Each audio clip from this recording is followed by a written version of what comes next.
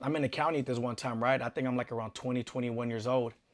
And it was late night rec. I don't can't remember if it was a Friday or it was a Saturday, but I remember it was a night that they were showing Street Flavor, right? So, everybody's been up all night drinking pretties. We drinking coffee, mixing it with Kool-Aid, sugar. Some people put pills in their Kool-Aid, whatnot. You know what I mean? Just all the different things that go on in the county jail on late night rec days.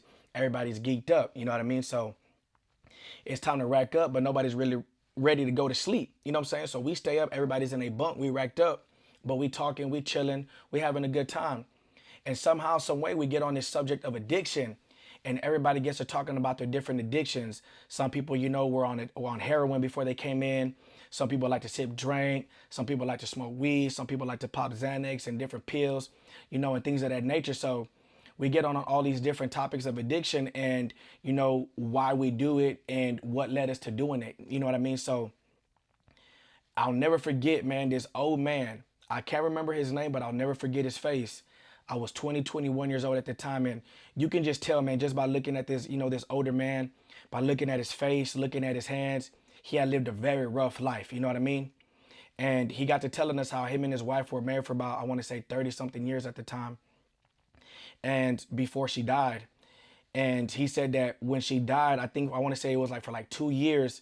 He said that he drank a fifth of whiskey every single night, trying to drown his pain, trying to drown his sorrows of losing the woman that he loved and that he wanted to spend the rest of his life with. And he said that he had lost contact with his family. A lot of family and friends had cut him off. He went through a downward spiral, lost his job, couldn't pay his bills, and I can't necessarily say what made him finally snap out of it, but he said one day he was sitting down on the lazy boy in his house and he was watching TV, and he came to the realization that all this time since he lost his wife, he's been trying to drown his problems. But the whole time trying to drown his problems, he never realized that the problems float. And he told us, he goes, problems don't drown, they float.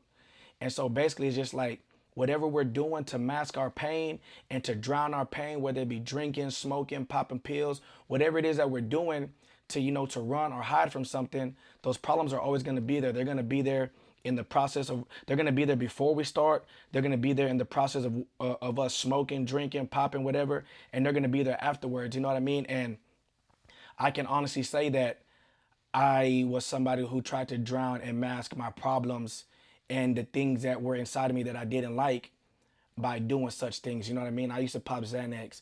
I used to pop ecstasy. I used to smoke weed, sip drink, smoke sherm, PCP, you know, do all these different things. And I thought it was just because I was having a good time and living life. But all the while I was really running away from things in my past and things that I didn't like about myself, right?